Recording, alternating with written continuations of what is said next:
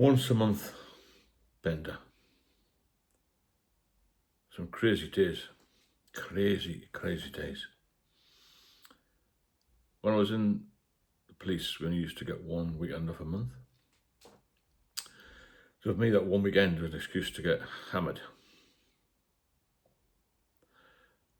For 4 days really.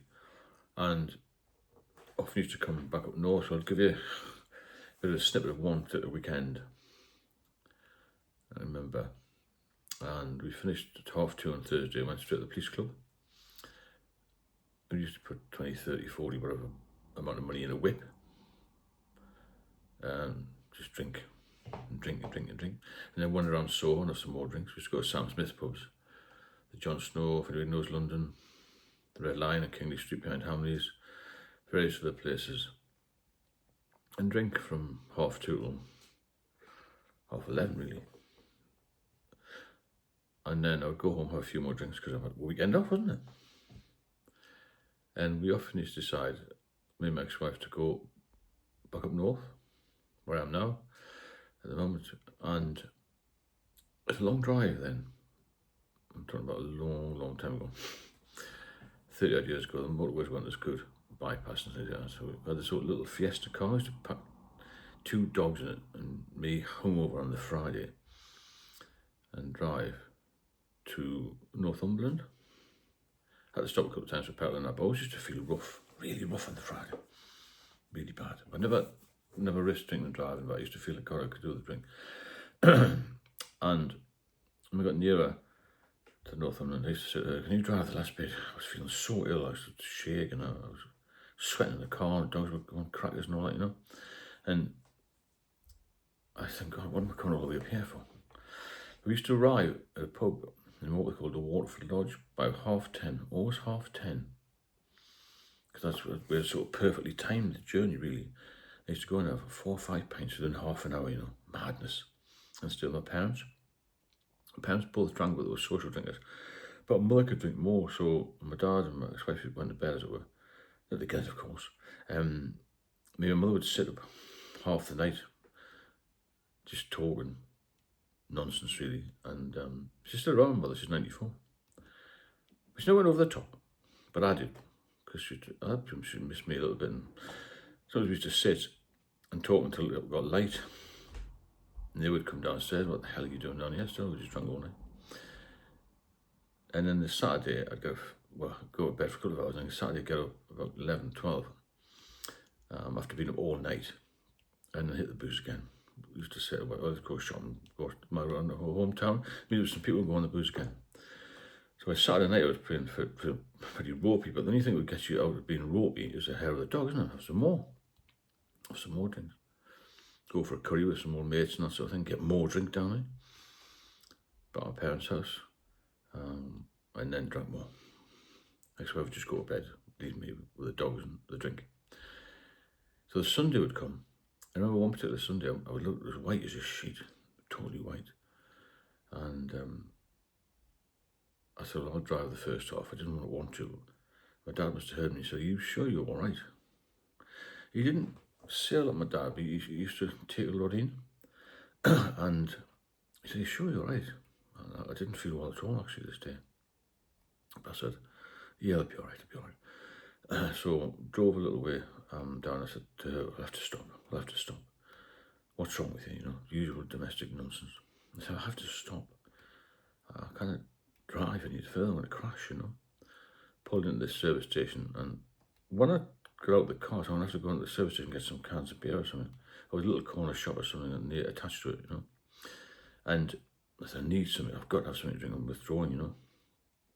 And I'll never forget, I put my left foot out of the driver's door, and nearly fell over into the petrol pump. I was so weak. I hadn't eaten for about 3 or 4 days, you see. Just drank. So I staggered into the petrol station. The first time I had really serious sort of dizzy spells with it all. And I went in, there was a queue. I don't like queues. Because when you're withdrawn, you don't like queues, you don't like anything when you're withdrawn. All you want to do is get more drink down your neck.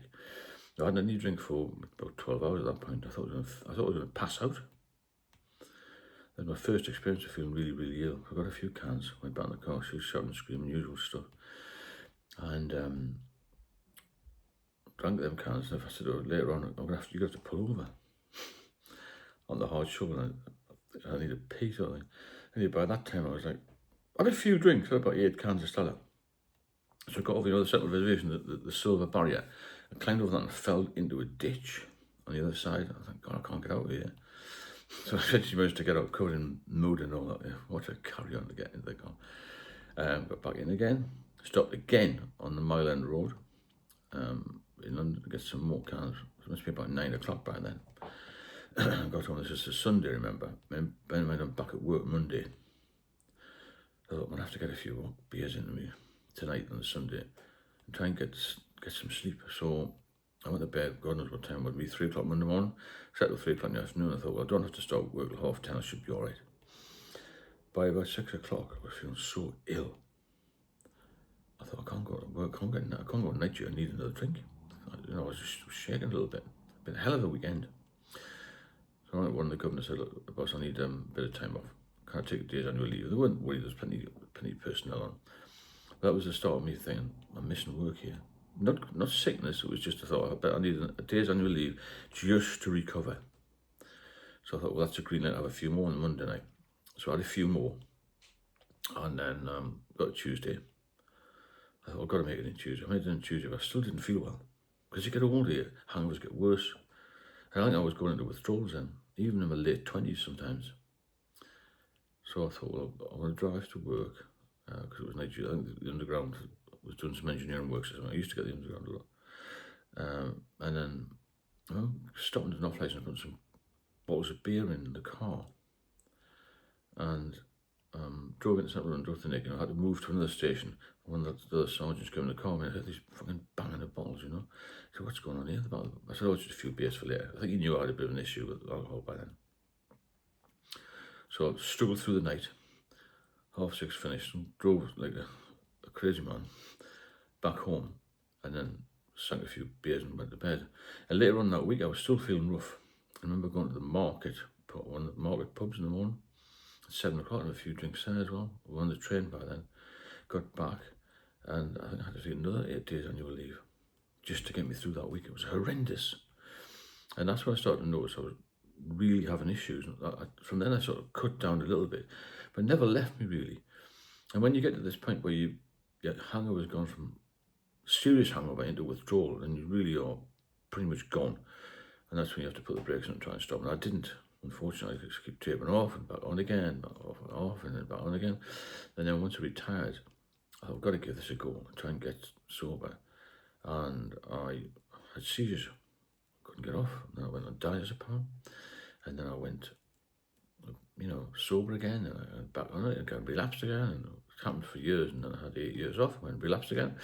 What I'm trying to say to you here is, unless you stop it completely, you're going to get into an effing mess, to be honest with you. It'll do you no favours whatsoever. It'll kill anybody. It's absolutely horrific, alcohol. I just wish I'd been stronger then. And it culminated in me going in hospital in 2019 with alcohol-related liver disease and all sorts of other complications. That's where it's going to need you. There's no fun in it. I didn't enjoy drinking then. After the last 15, 20 years of my drinking, I didn't enjoy it. I did have a habit and a need to drink. You say you don't really want to drink, you go for a meal and think, oh, I'll just have a couple of beers. You don't really need them, do you? But you do because of a habit. No, it's Friday night, I'll just get on the drink. But I'll never forget those long weekends. And, it was like Crazy Thursday, it was called, because we'd had our last shift until Monday night duty. And a few people got a bit of a mess over those long weekends. But not maybe to my degree, I don't know. But, I'm sort of blessed to be here, to be fair. I'm very lucky to be alive. If you benefit from these videos, then please like and subscribe and share them. I've got an ebook out as well. All the links will be in the description part of the video. I do one-to-one mentoring if anybody's interested in that, because a lot of people are struggling. And a lot more people will struggle because of what's happening in the world at the moment. Recession and all that sort of thing. And I'll speak to you all soon.